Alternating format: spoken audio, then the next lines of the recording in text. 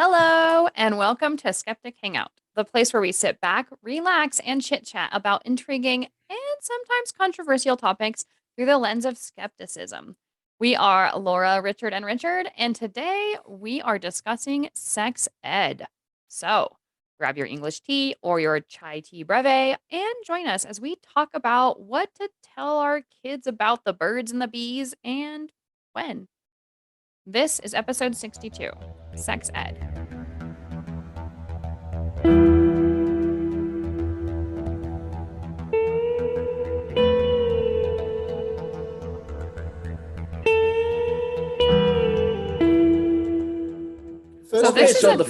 I love how we all just jumped on it. That was great. Best intro ever. Like, this is going to be a really interesting topic. And mine was nothing about sex ed. I just want to know what Gil is drinking because that looks enormously pale for tea. No, right. So tea needs a good amount of milk in it. It's milk with a hint of tea. It's tea flavored milk. We're going to have a Yorkshire dispute here. Maybe I misjudged the level of milk because the mug is quite big. I'm suspecting now that Gil puts his milk in last. Obviously, milk last. Yeah. How else? What? Yeah, milk last. No, I put my milk in first. See, right, and then put hot water on top of the milk. Can you remove Jennifer from the meeting, please? We've just changed the topic of the show from sex ed to tea. There's a history to this because when rich people in the past drank tea, they had fine china. So to prevent it cracking, they put the milk in first, and then they put the hot water in. So that proves that that's an inferior way of making tea. That's just no. What and it's pompous. Is that I am superior to you two. That is all that proves. Pompous. There you go. Nailed it. See, so my first interjection was going to be, what on earth have birds and bees got? Why do we say birds and bees? Is that I have no idea. It's ridiculous, and it's a terrible example, especially because like birds and bees don't do things the way that humans do. So.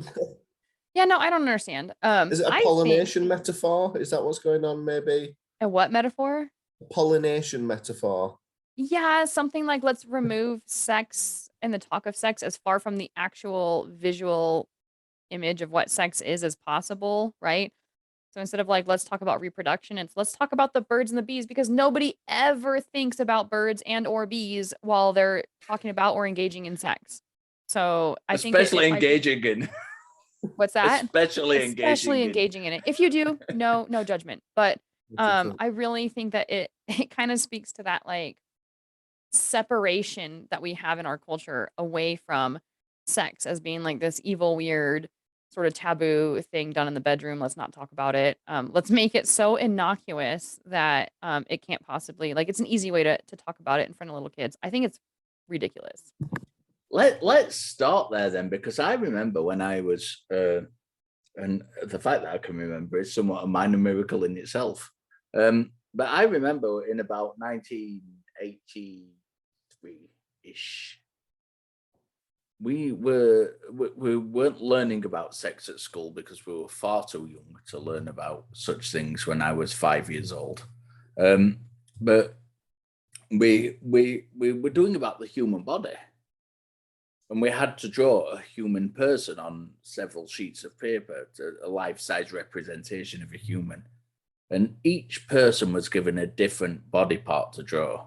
And for some reason, I ended up with the male organ, the male sexual organ. I don't know why, but that was just the part allocated. A teacher who knows you very well. She was like, I know who gets this part. And it elicited lots of laughs. Even at 5 years old, people were kind of already indoctrinated into think that the idea that this thing was somewhat abnormal or we shouldn't talk about it. And it wasn't anything to do with sex. It was literally just the organ Human itself. Anatomy. Yeah. And that struck me. That's always stayed with me. Even 40 years later, that stays with me that at that time, talking about sex or even sexual organs was kind of a taboo thing. Yeah. So kids are sponges. They're soaking in a ton in their first few years of life. So by 5 years old, they've already learned so much more than we can even like fathom, right? I would even go so far as to say we learn more during that period of time than we do as adults. I think we do very little learning Oh, from day to certainly, day, right? Like we certainly. get sort of set like, hey, we got this. And we might learn a little bit here and there, but they are constantly learning. And so we have this one thing that we don't put in front of them. When we do put it in front of them, we make it sort of like hush hush or taboo, like saying things like calling it your pee pee or whatever, like, oh, do you need to go to the potty? Make sure you wipe your pee pee, right? Or whatever. And it's like you don't use appropriate terms. Little kids like to be naked and they like to flash. They like to play with their clothes. And so you have that like 2-year-old in the park and she like pulls her dress up and she's just like having fun. She has no idea. It's freaking cloth, right? There's no sexual intention there whatsoever, but she's just kind of like being a 2-year-old. And then what does mom do? No. Put your dress down, cover up your pee pee, right? And so Yeah, never arrive at my house unannounced. Give me at least 3 minutes notice in order to dress all of my children. That, on that subject though, that's one thing me and my wife have never done. We've never kind of abbreviated or come up with You've like used, like, childish appropriate names for the terms. sexual organs. And I don't know whether that's because my wife works in I don't want to shove too many details out there, but she works in a difficult school where kind of kids have been excluded from mainstream schools and put in there, and often these people have been abused or got kind of Histories, yeah. histories or difficulties with kind of grasping concepts and learning things. And she has always insisted on using appropriate terms, the proper terms. So she'll call a penis a penis, she'll call a vagina a vagina. And I admit myself that I sometimes I'm like around my kids, I'm like, oh, foo. I've What never about heard you, foo foo? foo, but it's probably similar to like hoo-ha or something. I don't know. Or something like that. I'm kind of more prudish about it, but my wife's very much like, no, that's your penis, that's your vagina. You know, Yeah. you've got to be responsible with it. And my daughter's an absolute nightmare for exposing herself. I'm sure she does it just to kind of get shouted at sometimes for doing it, because she does it. Well, especially if often. she's a little bit rebellious and she already knows how taboo it is. It could be like, oh, you think Yeah, this is so taboo? Yeah. and she's like, she's no problem with it, and like my wife's just like, no, you shouldn't be showing your vagina to people. You should, it's part of you. It's your anatomy. You're responsible for it, and she talks in a really adult way to my daughter who's 6. That's good. And I'm not like that. I'm kind of like, no, don't show people that. No, and Like it kind of I don't know if I've got I'm like that older generation. Yeah, we've got a mixture. Whereas we do use the word Willie, but my youngest is only 3, so doesn't necessarily yet. But like they all know the proper terms for all of those things. But it's interesting how like even words like if I was out on the street and heard someone use the word vagina, it would stand out to me as like, oh gosh, you don't hear people saying that word out loud, like in just sort of casual situation. You don't hear people saying the word penis, but those are the words for those parts. Like it's the same as saying arm or knee, on paper. Yeah, that's exactly how I taught my kids. I'm like, saying penis is no different than saying elbow, so it's no big deal, right? Or when they would start to get like inappropriate on purpose around like 4 or 5, where they were like starting to joke about like each other's genitalia or whatever, I would be like, you're not joking about your elbow. Why is that funny? Why is your penis more funny than your elbow? Right? No, sorry, Laura. Penises are inherently more funny than elbows. They are, but especially my penis. Yeah, but the idea was to sort of desensitize them as like 5-year-olds. Like, okay, I'm sick of hearing this penis joke. Why is that funny? Why is your elbow not funny? Right? But the idea was like to de-taboo it to get it normal. Like, I mean, Yeah. you have different body parts. They have different, like, the kids laugh at like poop jokes, right? And it's like everybody poops, right? And so on the one hand, there is that room for like flexibility of like, yeah, it's kind of funny. But on the other hand, when we make it like, oh, no, don't talk about that or don't use that word, like that's just it. It really makes when kids do have to talk about it, like I just like fell off my bike and hit my penis, right? Like now they can't talk about it or they're embarrassed about it and they won't talk. Like my son, like he's so used to hearing proper terms that he'll be like, and sometimes he gets inappropriate with dick because he's got older brothers, right? Oh, I fell off the my bike and I hit my penis or I hit my he usually says hit my dick and I'm like, Caleb, be at least a little bit appropriate, right? But because people around you don't like to hear it. But it gets really uncomfortable for kids when you don't use that language in everyday speak and you make it like taboo and like, shh, don't talk about that. Don't joke about that. That joke's inappropriate, right? It gets to the point where when they do need to talk about it, that they're not able to, or they're really uncomfortable. Then going to a doctor if you've got a problem with something becomes a much bigger deal because you can't tell the doctor what the problem is. Yeah, that's really interesting, and the word taboo itself. I'm glad you brought that up, Laura, because I think that word is going to feature in a lot about what we're talking about. I think so. Yeah, in this episode regarding kind of sex ed and stuff, because it is. There are still so many sectors in society that view not just one thing, not just the naming of the anatomy, but so many different areas of sex and sexual exploration and sexual knowledge as taboo. And that's very, very important that the kind of those things in sex education are dealt with.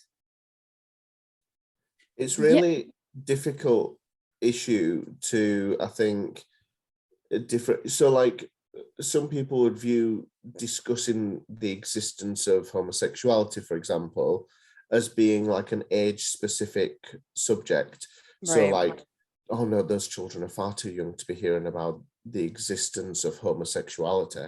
Right. But homosexuality and sorry, I just on that subject I need to interrupt because that is actually a big thing in some American states at the right moment. now. Yeah, where, it's very relevant. You know, the kind of don't say gay movement, which is out. It's erasure. Yeah, it's pretending that the people don't exist in the hopes that they'll just go away or that they won't have to deal with it until the child is older or whatever. And it's absolutely disgusting. But yeah, anyway, I feel you were saying.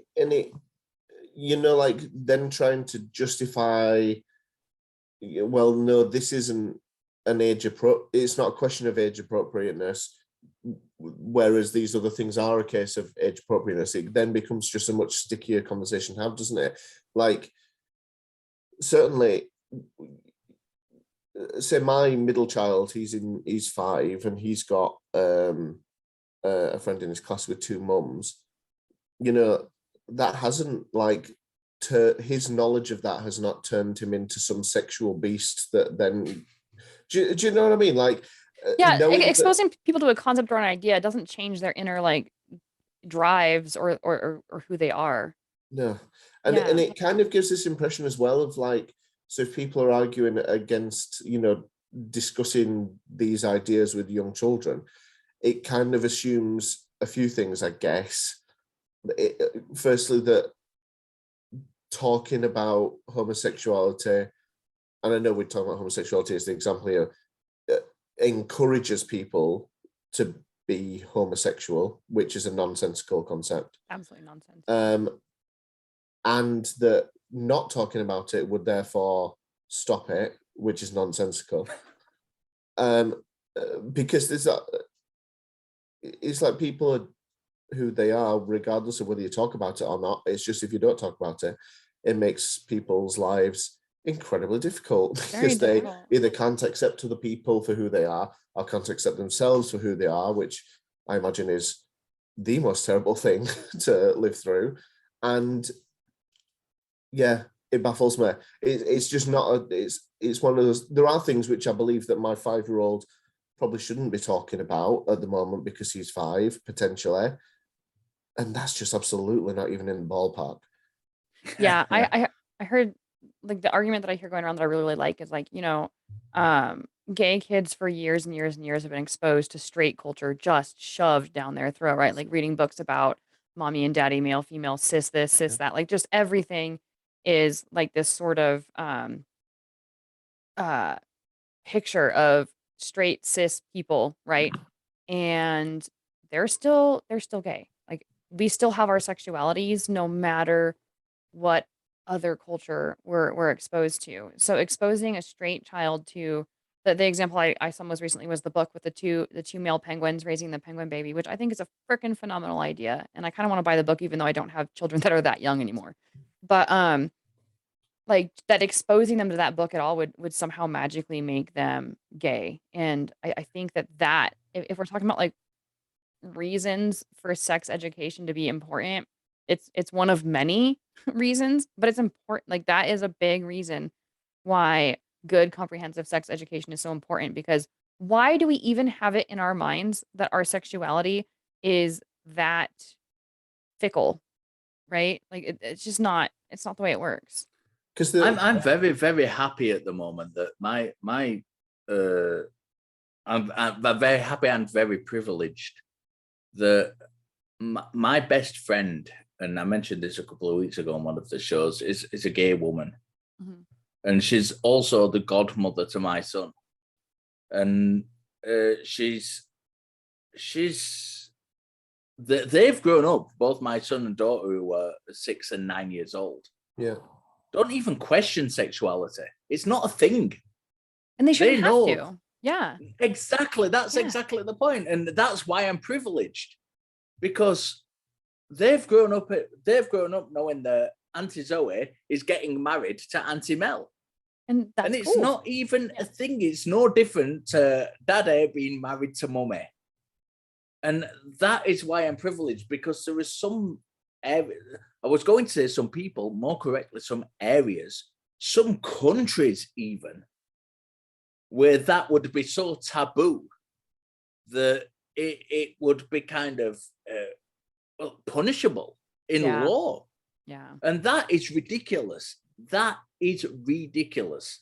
It's not just ridiculous. It's a human rights thing. Like it's insidious. It's like actually harmful. And like, okay, so you have models that are demonstrated to kids through media or books or whatever. And like the positives of modeling different types of family structures, different sexualities, different genders, is that you now have people that are well educated, they understand other people better, they can be more empathetic, they can examine themselves more truly. Like I can think, okay, so what is my sexuality? Or I can think like, oh, I've never heard that term before. Wow, I think that might actually apply to me. Right. And you can have this sort of inner dialogue that's not who am I, what am I, why am I so different from everybody else? I'm a bad person, or I'm disgusting. You can have that inner dialogue of, wow, I get to explore myself and I can understand what I'm thinking and feeling a little bit better. And then you have other people who are exposed to it who can just understand other people better, right? And so what I think this really like liberal open sex education, age appropriate, I do want to say, like there's certain things you don't need to expose like a 3-year-old kid to, right? But when you talk about sexuality specifically, having it be just an everyday part of your experience not only makes people who aren't following those specific sexuality models more empathetic, but it shows kids who are living under those like a mom family structure. It shows them media and books and other families that like, oh, that's like my family. When everything is like a mom is a female and a dad is a male and they look like this and they talk like that and they play these gender roles. Many children's, it's not even about that child's individual sexuality. It's that their family structure isn't being validated. Like it's not being modeled for them. Their family structure is now different, weird, unusual, when in fact it's not. They just don't have exposure, Yeah. So I think it can only do good to expose kids to the ideas of different sexualities. You don't have to go into frickin' sexual positions with a 5-year-old kid to explain that a guy can be married to a guy. You don't like, no, you know what I'm saying? It doesn't have to be about sex. And to understand that sexuality is a spectrum and it's okay to be anywhere on that spectrum. I genuinely, I'm just a straight guy. I fancy women. I've never looked at a man and thought, fancy a bit of that. But I wouldn't be object if that thought came up in my head. But I've got friends I've got friends who are women who are married to men and totally dedicated to that one person. But have said, if ever I got divorced or if ever anything happened to my husband, I wouldn't discount going with a woman because I'm attracted to a range of people. Yeah. And that's just normal. That is normality. Yeah. Oh, those kinds of myths, like dispelling those myths early that like you can, and it sounds so simple. You can be bisexual and married to someone of the opposite sex, right? That's kind of where I identify right now. Is I'm attracted to both types. Like gender has very little to do with it. It has a lot more to do with personality and who the person is, and that's fine. Like I don't have to ever experience a specific kind of a relationship to know, or I don't have to like now go get divorced or change like how I do business to Yeah. know that the possibility of attraction to both sexes is there, and I'm fine with that. And if you expose kids to that concept earlier on, not the idea of, like I said, not the what sex is happening in the bedroom, Yeah. but what your feelings mean and that they're validated. And like you said, the idea that they could be on a spectrum. So the first time like maybe a young girl finds that she's attracted to a girl, if she gets programmed to think that, oh, that means the only thing I can be is a lesbian, that too can be Yeah. harmful, right? Yeah. So for her to have and not that there's anything wrong with being just a lesbian, but that might not be her full sexuality, right? And she might have a lot more conflict if she feels like she has to pick one over the other instead of just exploring like who am I attracted to under what circumstances and how can I turn whatever that attraction is into a healthy relationship, because that's really what's important. Yeah, and that's why the term normalizing Mhm. comes in so importantly, because we've got to normalize it. And this is why it's so important, because it is normal for me being a straight guy or if you're a straight lady, or if you're a straight non-binary, Mhm. if that's a thing, I don't.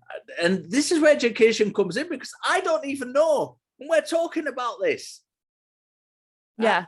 It's I don't know. Complicated. Yeah. And this is where education is so important. And this is exactly what we're talking about, sex education. And we need to get these concepts across. I'm an old guy. I don't expect to understand all this. When I was at school, we weren't taught anything. Yeah. And I'm learning as I go along. And this is why it's so important to teach young people while they're young, so they do know and they do understand, and they don't make mistakes and they don't trip over things, because sexuality and gender identity, it should be normal. Mhm. And it shouldn't be a case of you're walking along and you're tripping over your words and you don't understand it. It should be a case of you're taught it in school, and you go through life, and then you experiment who you are freely without prejudice. I And that's love the key. that. Yeah. I love where you say experiment, because like so I have friends that have teenage kids too, and one of my friends had a daughter who started, she hit puberty and she started questioning like, am I a she, am I a they, am I a he, who am I straight, am I bi? Like she was just really going through a lot of, and her parents are very kind of like conservative Christian, and there was a lot of fear in her mom, and like I want to tell her that like I accept her forever who she is, but I don't agree with it. And like I had a lot of conversations with her mom about language and like, no, no, no, like when you say I don't agree with, say, being non-binary, you're invalidating your daughter. Like Yeah. keep your agreement disagreement to yourself and allow her to explore. Like, and she would say things like, I think it's just a phase and she's just trying to pick up this trend. I don't think she's really non-binary. And I'm like, that's not for you to determine. And if she determines that, if she's like, wow, I'm seeing other people model it, and I want to explore, is this who I am or not? Do I feel feminine? Maybe sometimes I don't. Can I kind of explore whether or not I'm feminine, but not always, or if I really am non-binary? Like, let her go in and out of that phase, but let it be her decision. And the fact that we have people out there still who are so shocked or uncomfortable with the idea of their kids exploring. It's like they want their child to know right off the bat, and then they want to be able to combat whatever it is. Like, I want you to know, are you gay or straight right now? And then if you're gay, I want to be able to talk to you about it, right? Instead of like, where's that pressure coming from? Allow the child to say that they're gay, maybe, and like because they've had a couple of maybe attraction moments, and then maybe they determine, no, actually, I'm bi, or you know what, that passed, and I just don't have those feelings of attraction anymore. Maybe I am straight. Like, who cares? Let the person explore because you're creating more angst and more confusion by saying, "Oh, this is just a phase that you're going through. You'll get over it." Right? Like now you're putting pressure on that child to feel a certain way. One of the things I think Yeah. that's difficult about this whole sort of topic generally is the word education, because as soon as you start sort of deciding, well, and I agree with what you're saying, Joe, in terms of like people need educating on these things, you've got to have it in a sort of standardized sort of package that you can deliver so that it's the same sort of message, I guess. And then if you're deciding on a message that you're giving, then that automatically has an agenda behind it, for good and bad, and it then gets to, our understanding of all these issues is changing all the time. So then people need training on how to talk about these things, and it becomes a really difficult, big, massive thing to then manage and engage with. I can appreciate that, but I also come from the kind of perspective of allow all freedoms and limit them as problems come along, rather than limiting freedoms to begin with. Yeah, No, absolutely. okay. That kind of leads into what I think is the most important sort of meaty part of this conversation that I think we've kind of danced around. And I don't necessarily know that it was deliberate because I really do think that, like, in terms of sexuality and gender, those are things that are all important to all three of us. We talk a lot about it. So it's natural to fall into that conversation. But sex ed, really, at the end of the day, is about sex. And so I wanted to spend the last few minutes delving into what you guys think about age appropriateness in terms of teaching actual details, whether it's about sexual, like, body parts, or whether it's about sex itself or anything surrounding sex. What you guys think is age appropriate, or how it should be taught. But I want to throw it out there before I let you guys talk that this is a big subject and it's super controversial. So if you're listening, jump on our Facebook page and continue that same conversation with us. Put your feelings out there, even if you vehemently disagree with our opinions about sex education. Put it out there because I'd rather have the conversation and discuss it than make it something that we have to like hide like our own personal opinions about and not discuss. And let's get it out there and let's open up some conversation about it. So Yeah, and gentlemen, I'd like Gil to start, because I feel kind of like we've steamrolled him a lot of this conversation, and he's not had much opportunity to speak. No, well, I mean, sure. obviously I've talked about the fact that I'm a teacher before, and it is in the UK called sex and relationships education. So a lot of what we've been talking about has been pertinent to that sort of area. Absolutely. Yeah. Specifically. Yeah, and obviously it's linked in, a lot of those sorts of sex bits are linked in with discussions around puberty and changes in people's bodies and all of that. And I remember even, this is not answering the question you asked a second ago, Miggy, but like when I was at school, there was when we got to those specific lessons when I was in year 6 in primary school, we got put into a boys' room and a girls' room, so the boys could talk about all the boys' stuff and the girls could talk about all the girls' stuff. But I always desperately wanted to know what the girls were talking about, and all the girls desperately wanted to know what the boys were talking about, because actually it's kind of almost more important to know the other side of it, because I'd have had experience of what I was going through, and yeah, I need questions answering, but like all of it is relevant to everybody, regardless of what bits and pieces we've got. Totally relevant. Yeah, totally relevant. So, and one of the things that really pains me is the fact that that element of education is optional in the UK. Parents have the right to remove their children from those lessons. And it is usually through religious reasons So that they the do kids, so as well. the kids who need to hear it the most are the ones that are missing it. And that This to me is is really, really absolutely it. unfortunate. Yeah. Yeah. It's the same in the United States where you can Yeah. opt in or opt out. But one thing that like scares me is abstinence only sex education, and I'm pretty vehemently against it. And it sounds like when you hear me say that, it sounds like oh, so you're pro teenagers having sex. It's like, no, but I'm pro teenagers getting information from good, valid sources and not getting information from their friends or YouTube. I'm right? absolutely pro teenagers having sex, because when you get to a certain age, teenagers don't just fucking all age at the same time, at the same rate. And, the earlier they can, teach them young in school, teach them about what choices there are and what when to say no, which is vitally important. Oh, absolutely. And boundaries. And then, let them experiment. No, I like that. You're right. Like, because there's a fucking vast difference between a 13 and a 14-year-old experimenting with each other and a 13-year-old having a relationship with a 48-year-old. Right. And the law doesn't tend to distinguish between that. And that's vitally important. I need to qualify that, because you're absolutely right. What I mean is, like, when I say I'm not pro, like, teenagers go out and have sex. Absolutely. What I am trying to say is that shouldn't be the place where they're learning about sex. Yeah. I mean, sure, they're going to learn a little bit in terms of, like, the actual physical expression of it or exploration of it. Like, sure, you're not going to have, like, demonstrations of sex in a sex ed classroom, but they should have really solid information about what to expect, about what it looks like. I really think that things get really taboo, like oral and anal sex, for example. If we can't talk to young kids about it, it becomes dirty, it becomes shameful, it becomes horrible, and they're gonna go do it anyway, and then they're gonna feel horrible and nasty about it. And chances are they're gonna do it wrong, right? Where they can actually hurt themselves, get sick, get infections, that kind of stuff. So if you know that, like, a certain percentage of the teens are, because there are teens that hold off, great, good for them. I wasn't one of them, that's fine.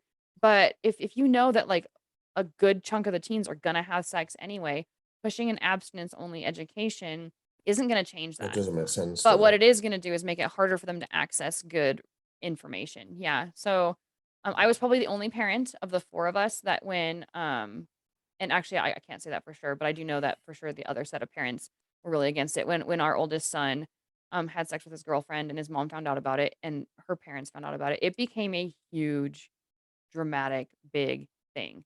And I was the only one who texted him and said, you know what? You're mature, you're making decisions, and I'm proud of you. And he goes, well, I'm not proud of myself. And I said, I'm not proud of you specifically for having had sex. I'm proud of you that you are a young adult who's making decisions on his own and is learning and exploring himself. Right? Like, you didn't do something bad, horrible, dirty, like you're being told that you did. Like, you're a teen, you're a human, and you're fine. And I said, and I didn't lose any respect for you. To the last minute of the show. Okay, so I need to dash, but you two absolutely carry on. It's been a great conversation, so I'll see you both later. Awesome. So we'll see you next time. It was really good to have you on this episode. So we've lost Gil, unfortunately. It's been great having him back and having him to speak to us for the last few weeks. Yeah. It's been sorely missed by me and Laura. Yeah. I think our dynamics work best with the three of us. So it was really, really refreshing to have him back on. Not that I don't love you to death, but yeah, it is nice to have that third voice to sort of interject and stop us from our rambling. We are coming to the end, but I wanted to extend it just a little further so we could finish making our points, because I think we all agree that, like, this is an important conversation. We were talking kind of about consent and age appropriateness and all of that. And I do think it's very important for people, young people who have got, because we've kind of talked about young kids already. Yeah. So to get to teenagers who are ready to kind of experiment and who are in that stage where I'm remembering back to my school days when I was there, and in those days, kind of our sex education was kind of put a condom on, and that was pretty much it. and wow. And when I think back to, and this is kind of really shameful to admit that, and no, it's shameful, and it's something that's vitally important to kind of get into, that I kind of got my sex education through listening to Motley Crue and Guns N' Roses and LA Guns and bands like that. But I think that's really, really common. Very misogynistic and had no respect for women whatsoever. But that was my sex education because I didn't have any at school.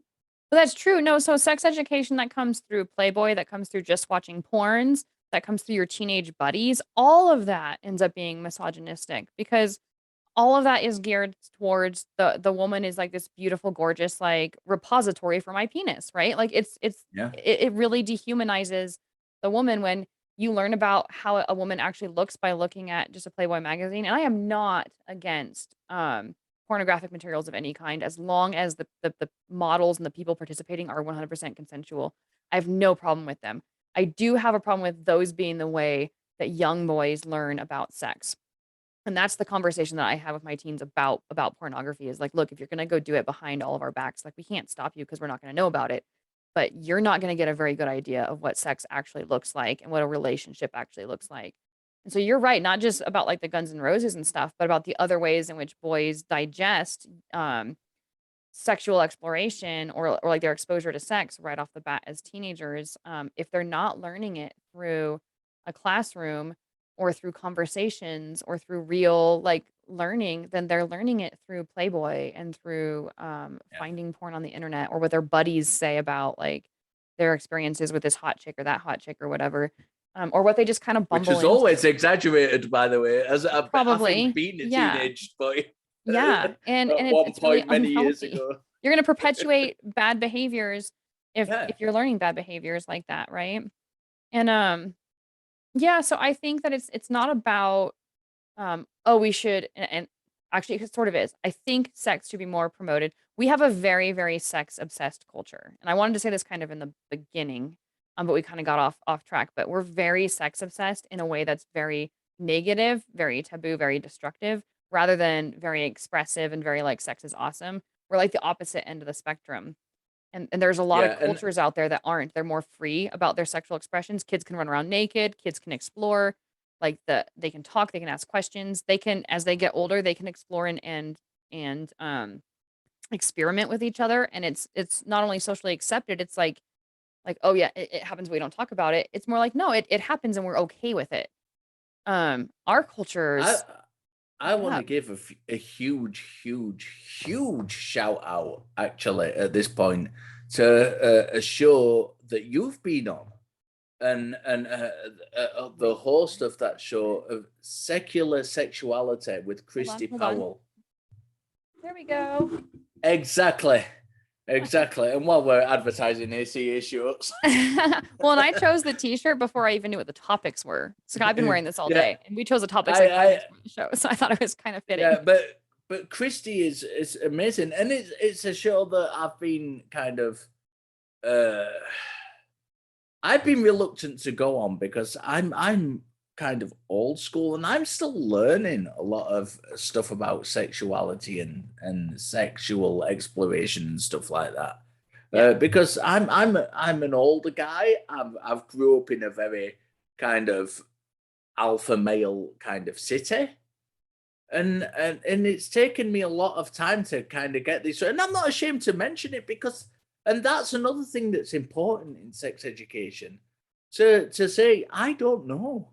Absolutely. And I'm willing to learn.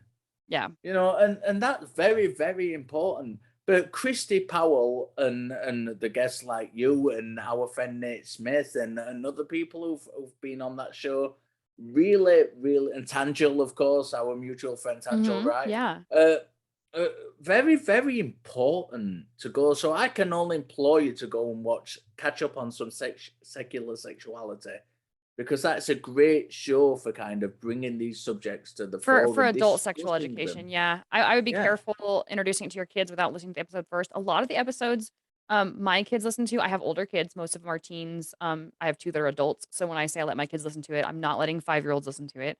But some of the topics I won't expose them to myself because it's like that's something that like as a parent I don't think that they need to get into when it's specific kink plays and stuff like that. I don't think that that's my place to necessarily introduce those topics to them, but certainly like for adult education, I think secular sexuality is right on it. And I also think when we're talking about that in terms of like, well, then what can I expose my kids to? There is a lot of age appropriate sexual education stuff out there, especially in the form of books.